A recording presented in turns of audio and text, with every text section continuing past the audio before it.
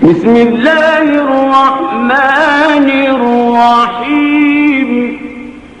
والشمس وضحاها اعوذ باللہ من الشیطان الرجیم بسم اللہ الرحمن الرحیم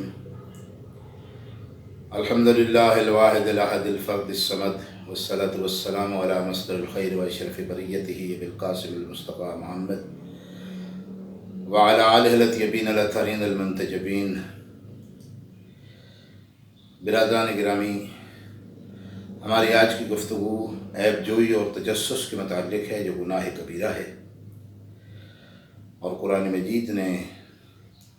سورہ حجرات کی آیت 12 میں واضح طور پر اس گناہ کبیرہ سے انسان کو بچنے کا حکم دیا ہے اور خطاب کیا ہے کہ یا ایھا الذین آمنوا، اے صاحبان ایمان، اجتنبوا کثیرا من الظن، بہت سے ایسے گمان ہیں جن سے تمہیں بچنے کی ضرورت ہے۔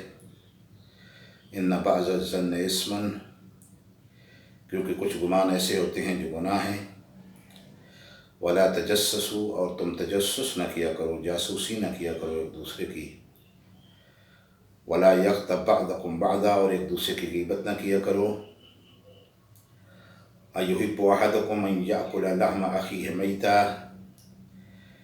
کیا تم یہ پسند کر سکتے ہو کہ اپنے مردہ بھائی کا گوشت کھاؤ؟ فکرہتموہ، اس سے تو تم کراہت کرتے ہو، یعنی جس طرح اپنے مردہ بھائی کا گوشت کھانے سے تمہیں کراہت ہونی چاہیے، اسی طرح سے تمہیں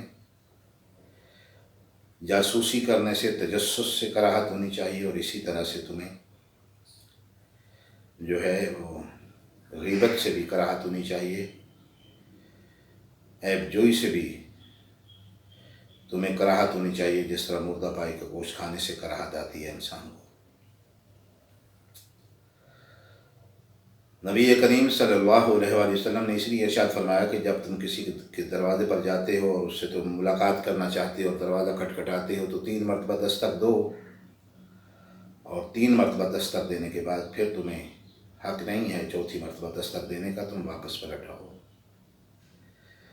کہ ہو سکتا ہے گھر میں آدمی کسی ایسی مصروفیت میں ہو کہ دروازہ نہ کھول سکتا ہو، تو تمہیں زیادہ جاسوسی کرنے کی ضرورت نہیں ہے، اور اسی طرح سے اس سے بھی روکا کہ دروازے پر دستک دینے کے بعد ایک طرف کو ہٹ جاؤ اور دروازے کی جو درزیں وغیرہ ہوتی ہیں ان میں سے جھانکنے سے گریز کرو، کیونکہ یہ بھی گناہ ہے۔ اسی طرح سے ہمسایہ کے گھر میں اگر کوئی بات ہو رہی ہے تو اس سے روکا گیا کہ جس طرح لوگ کہتے ہیں کہ چپ کرنا، کیا ہو رہا ہے، کیا بات ہو رہی ہے ہمسایوں کے یہاں،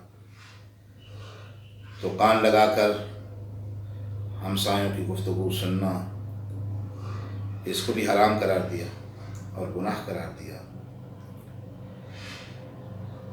سرکار امام زین العابدین علیہ السلام کا فرمان ہے کہ خدا بند عالم کے 2 احسانات انسان پر ایسے ہیں کہ اگر انہی 2 احسانات کا شکر ادا کرنا چاہے تو نہیں کر سکتا، باقی نعمتیں تو الگ ہیں، ان کو آپ ایک طرف رکھ دیں۔ فرمایا پہلا خالق کائنات کا احسان یہ ہے کہ وہ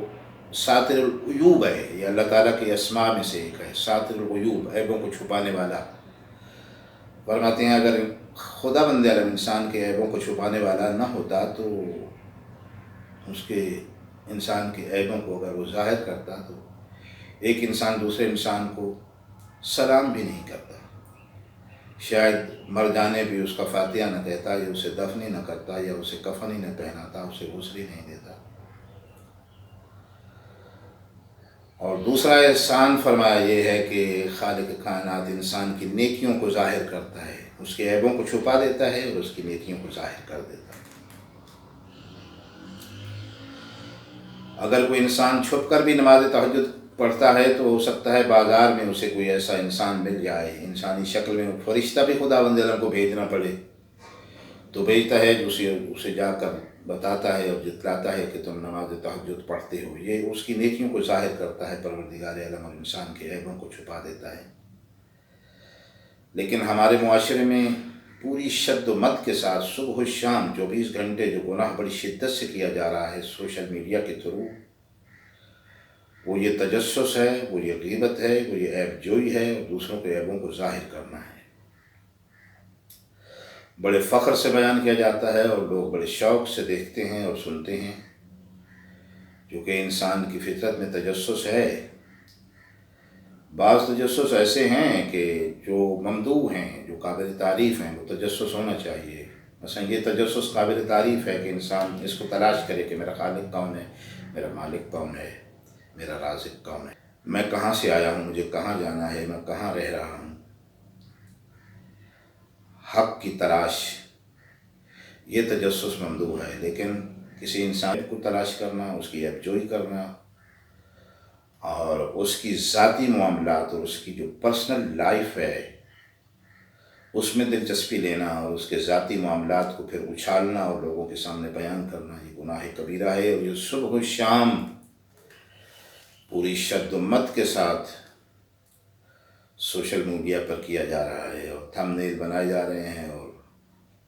جھوٹ بولے جا رہے ہیں، اور تھم نیل بھی ایسے بنائے جاتے ہیں جو اول سے آخر تک سارا جھوٹ ہوتا ہے۔ تھم نیل میں کچھ اور ہوتا ہے اور ویڈیو کے اندر کچھ اور ہوتا ہے، اور جو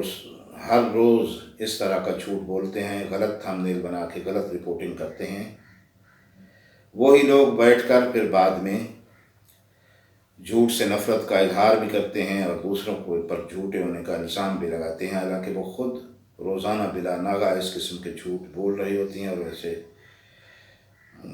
جھوٹ جو ہیں ان پر عمل پیرا ہو رہے ہوتے ہیں۔ میرے ذہن میں ہے وہ واقعہ، وہ روایت جو میری نظر سے گزری کہ نبی کونین صلی اللہ علیہ وسلم کی خدمت میں ایک شخص آیا اور اس نے آ کے عرض کی کہ یا رسول اللہ، فلاں گھر میں ایک عورت اور مرد آپ گناہ کر رہے ہیں۔ تو آپ نے انسنی کر دی۔ اس نے دوسری مرتبہ کہا کہ شاید رسول اللہ نے سنا نہیں ہے، دوسری مرتبہ انسنی کی، تو تیسری مرتبہ پھر اس نے اٹھ کے کھڑے ہو کے کہا، تو ناگواری کے تاثرات نبی کریم صلی اللہ علیہ وآلہ وسلم کے چہرہ اقدس پر نمودار ہوئے، اور آپ نے فرمایا کہ یا علی، آپ اٹھیں اور جا کر دیکھیں اس گھر میں۔ امیر المومنین بحکم رسالت وہاں سے اٹھے اور اس گھر کی طرف بڑھے، اور جب دروازے پر پہنچے تو اپنی آنکھیں بند کر لیں اور گھر میں داخل ہوئے، اور پورا گھر آنکھیں بند کر کے پھرا، اور پھر اسی طرح سے دروازے سے باہر آ کر اپنی آنکھیں کھولیں اور بارگاہ رسالت میں آ کے عرض کی کہ یا رسول اللہ، میں نے تو کچھ نہیں دیکھا ہے۔ یہ ہے دوسروں کے عیبوں کو چھپانا۔ جناب ابراہیم علیہ السلام کے متعلق بھی ہے قرآن مجید میں، وَكَذَلِكَ نُرِي إِبْرَاهِيمَ مَلَكُوتَ السَّمَاوَاتِ وَالْأَرْضِ۔ بصیرت کی آنکھ جب پروردگار عالم جناب ابراہیم خلیل الرحمن کی کھولی اور انہیں اس عالم ملک کے علاوہ عالم ملکوت کی سیر کرائی اور عالم ملکوت کو دکھایا، تو روایات میں ہے کہ انہوں نے دیکھا کہ گھر میں ایک عورت مرد گناہ میں مصروف تھے، تو بد دعا کی کہ مالک ان دونوں کو مار دے، تو مار دیا۔ دوسری مرتبہ پھر ایسا ہی ہوا، تیسری مرتبہ، چوتھی مرتبہ خالق کائنات نے فرمایا کہ ابراہیم، تم ہم سے بہتر جانتے ہو، تم کیا سمجھتے ہو کہ یہ لوگ مجھ سے فرار حاصل کر کے کہیں اور چلے جائیں گے، میری دسترس میں نہیں رہیں گے، یا یہ تم سمجھتے ہو کہ تم مجھ سے زیادہ بصیر ہو گئے ہو اور دیکھ رہے ہو، میں تجھ سے پہلے یہ سارے معاملات دیکھ رہا ہوں۔ تمہیں ان کے لیے اتنا بے قرار ہونے کی ضرورت نہیں ہے۔ ہر آدمی کا ایک محاسبہ ہے، اور وہ ہونا ہے بروز محشر ہونا ہے، بلکہ عالم برزخ میں شروع ہو جاتا ہے، بلکہ اسی دنیا میں خداوند عالم نے اپنا نام جو منتقم رکھا ہے وہ انتقام لیتا ہے، اور اسی دنیا میں زندگی خود بھی گناہوں کی سزا دیتی ہے۔ لیکن سمجھ میں نہیں آتا کہ ہمارے معاشرے میں یہ گناہ، یہ تجسس، اور بڑے فخر سے بیٹھ کے یوٹیوبر یہ کہہ رہے ہوتے ہیں کہ جی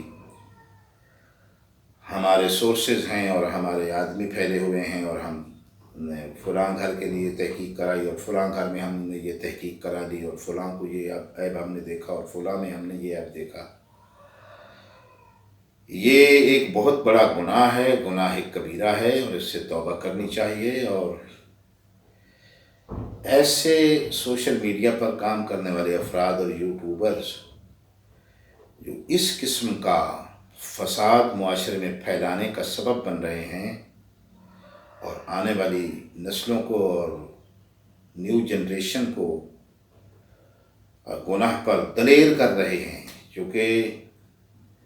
گناہوں کا بیان کرنا اور لوگوں کے عیبوں کا بیان کر کے نوجوان نسل کے ذہنوں پہ کیا اثر مرتب ہوتا ہے، وہ خود گناہ پہ دلیر ہوتے ہیں۔ یہ ایک نفسیاتی چیز ہے، تو اس سے پرہیز کرنے کی ضرورت ہے۔ اور ایسے یوٹیوبرز کے لیے عرض ہے، اور ایسے سوشل میڈیا پر کام کرنے والے افراد کے لیے، رپورٹرز کے لیے گزارش ہے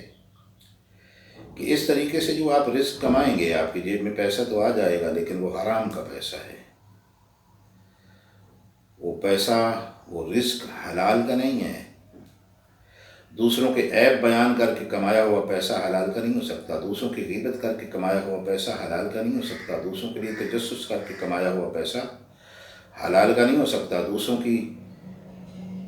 کے لیے بدگمان ہو کر، بدگمانی کر کے اور اپنے غلط گمان حقیقت بنا کے سوشل میڈیا پر پیش کر کے کمایا ہوا پیسہ حلال کا نہیں ہے۔ اس سے جو آپ کا گوشت بنے گا اور جو آپ کی اولاد اس رزق کو استعمال کرے گی تو وہ بھی کوئی بااخلاق اولاد ثابت نہیں ہوگی، ان کے اخلاق بھی اسی طرح سے ہوں گے جس طرح کہ انہوں نے آپ نے ان کو رزق کھلایا ہے۔ تو اس لیے سورہ حجرات کی اس 12ویں آیت کا سب سے کہوں گا کہ حوالہ میں نے عرض کر دیا ہے، وہ اس آیت کا ترجمہ پڑھیں، اس آیت کو پڑھیں اور اس آیت کی تفسیر پڑھیں اور سمجھیں اور قرآن مجید پر عمل کرنے کی کوشش کریں اور قرآن مجید کے بتائے ہوئے راستوں پر چل کر ہی رزق حلال کمانے کی کوشش کی جائے تو یقیناً زندگی پرسکون ہو جائے گی۔ چونکہ دوسروں کے عیب جو بیان کرتے ہیں اور دوسروں کے لیے جو تجسس کرتے ہیں اور دوسروں کی جو غیبت کرتے ہیں، ایسے لوگوں کی اپنی زندگی پرسکون نہیں رہتی، ان کی زندگی سے اطمینان ختم ہو جاتا ہے اور ایسے لوگوں کی زندگی ہمیشہ کے لیے اضطراب کے سمندر میں ڈوب جاتی ہے، وہ غرق ہو جاتی ہے۔ اس لیے اس سے پرہیز کرنے کی ضرورت ہے اور خداوند عالم ہم سب کو ایسے گناہوں سے پرہیز کرنے کی توفیق عطا فرمائے۔ وآخر دعوانا ان الحمد للہ رب العالمین۔